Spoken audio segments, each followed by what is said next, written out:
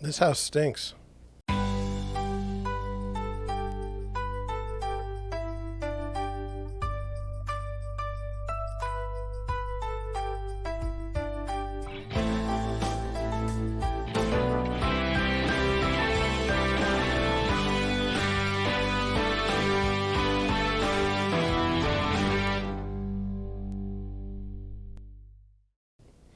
Good morning, everybody. Have a story today about a stinky house. And the thing I find kind of interesting is what you see on TV, like, HGTV, and, every house is beautiful. And when they are bad, they're like, they can just be fixed up. Put some shiplap on it and it's going to be fine. And it also always goes for like 700 grand. I don't know how that works, but having been in the business for a number of years and seeing many houses that aren't HGTV quality, I have to say that you're being fooled. And anybody that's looked at a house in the past, I'd say 2 or 3 years, knows that the wizards, the magic you can do with pictures and things like that to get people to go to a house. So that's what we're going to go over today. For those of you who don't know me, my name is John Schenk, and I'm the founder and managing broker of Deerwood Realty here in St. Louis. We're a small real estate brokerage focused mainly on St. Louis City, St. Louis County, Jeffco, and St. Charles. One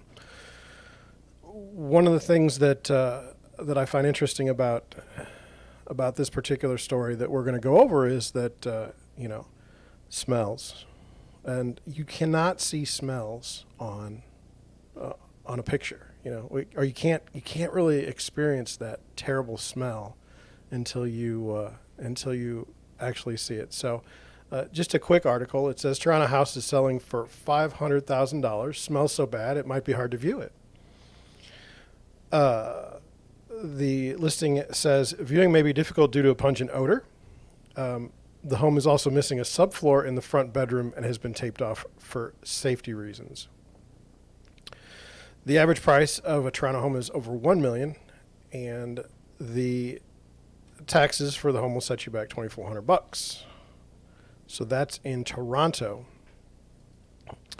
And so, I have thoughts, I have questions, and I just wanted to go over them with you. Number one, this is a real estate pro tip. When a listing says that the house might smell or it needs some TLC, that's the agent saying that in the best possible light. So if you see needs a little TLC, just figure it's going to be terrible. And just like if there's going to be a slight smell, figure that's also going to be terrible. We're allowed to do it, and so we do. And it's not a lie, but it's certainly it's code for real estate agents. When we see it on the listing, we know exactly what we're getting into for the most part. So anyway, I just wanted to tell the general public, hey, if somebody says, house needs a little TLC, it's probably going to need quite a bit of TLC. And if the house smells a little bit in the listing, it's going to be absolutely terrible. And so, second, it says this particular smell has been blamed on a cat. And I got me thinking, could it be possibly worse than the house in Colorado Springs where there were 2 dead cats locked in a bathroom? So it's like the degree of smell. How bad is the smell? And what did the cat do? Did the cat pass in the house? Is that why it smells?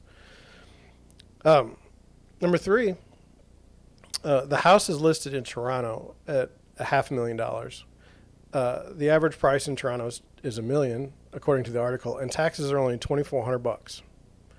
And so I live in unincorporated South St. Louis County, and my taxes on a house that is not close to $1 million, not close to $500,000, is more than $2,400. So for those of you that say that there are high taxes elsewhere for things, there may be, but we also get taxed pretty darn good on property. And so what I wanted to say is on the listing of the property. And so we don't know if the listing agent tipped off the reporter that this house was coming up. He could have been going on Zillow. He could have been going anywhere to see the listing come up, and these things catch your eye. I've always said that one of the greatest pastimes in America is looking at houses on Zillow or searching for houses online. Everybody does it, and it's kind of a hobby. So, but it would have been very smart for the listing agent to get some press on this house if he could. Get that house. I mean, it's a terrible house. We know that. But in my belief, the more interest your house gets, the more people that see it, the better. And the one thing I would be a little bit irritated about as an agent, just with no knowledge about this situation, I would have liked to seen more pictures of the house. There's only one picture of the outside. Now, there's one argument that says, well, you want people to come in and experience the house and really, really decide if this is the house they want. But I don't believe in that argument. My argument is when you have a house that's terrible, you don't want a family that doesn't want to do any work on a house or wants to do very little to go to this house and think, oh, this is a great deal at this price and we should buy it. You want someone that is aware of all the risks and all the things that can go wrong during the construction process, the rebuilding of the home, to see it. And so for that, I think that pictures are better. The more pictures you can show of the house and the more honest you can be with the listing, I think the better. But that's just my personal opinion. So I wanted to talk about just, being an agent and being a buyer's agent from time to time, and something that you may not believe, and that's, showing houses is downright dangerous. You wouldn't think.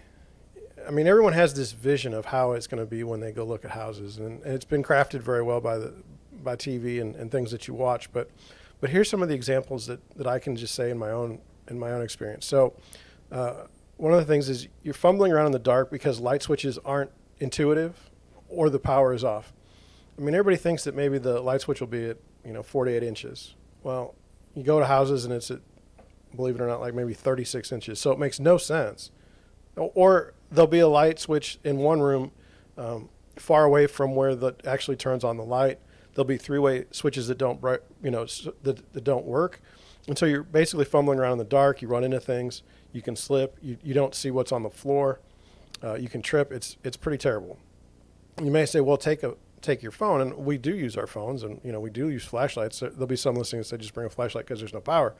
But just in general, it's actually a lot more dangerous than you could believe. And then another thing is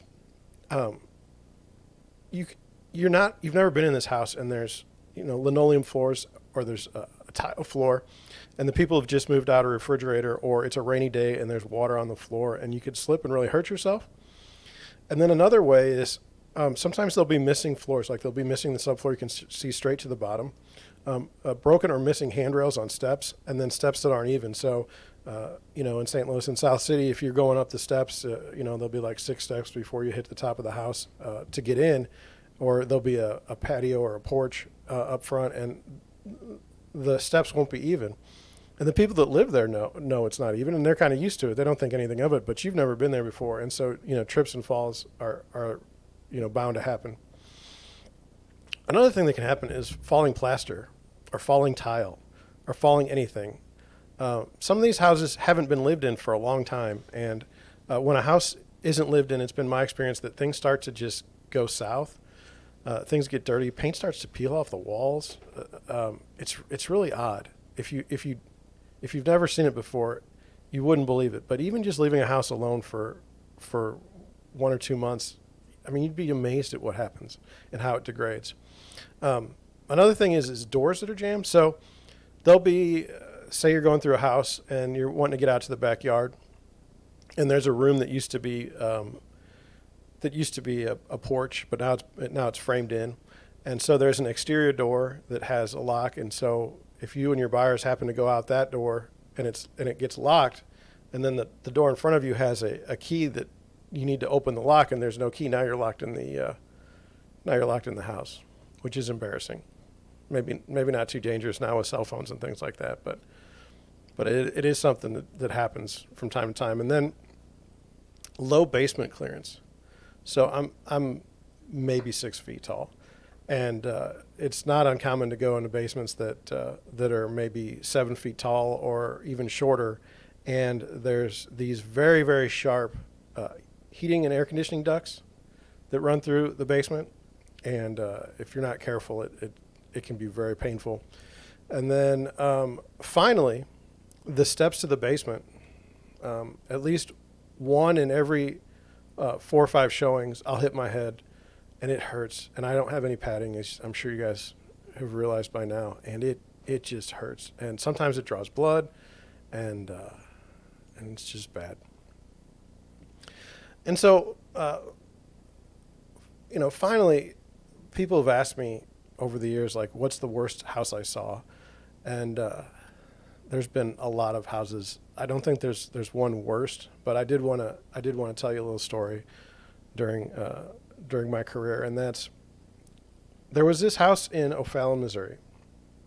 And for those of you who might not know, O'Fallon, Missouri is considered one of the better places to live in the United States. And in 2017, it was named Money Magazine's one of their best places to live. I think it came in at number 42. So when you go there, you expect like really nice houses. You expect things to be really, really well done. So the house I went to, it was built in the 80s, and it was a split level. The listing notes said there might be a little mold. And so there were pictures of the house. There were pictures of the interior, and it was priced really, really well. So a broker friend and I went to the house, and this was about 2010. It's 2010. That was right about when it was. And the house was on a combo lockbox, which, if it's a personal residence, if somebody's living there, most of the time now it's a Supra. But this was a combo lockbox. My broker friend opened the lockbox and put the key in the door, opened the door, and before I could even walk into the door behind him, he had turned around, run out of the house, and started vomiting on the front lawn. And so I didn't know what was going on. So I was like, well, I'll just go take a look. Maybe there's something off. So I walked into the front little space, the foyer, and the smell was just, it was terrible. And I had to leave. But before I did, I could see the walls, and there was black mold. And I say there's probably thousands of different kinds of mold. I don't know what kind of mold it was. All I know is that the mold on the walls were black, and every wall, every window, everything was full of this stuff. And so I ran out of the house as well. Didn't throw up. Was pretty happy about that. We closed the door, put the key back in the lock, and left.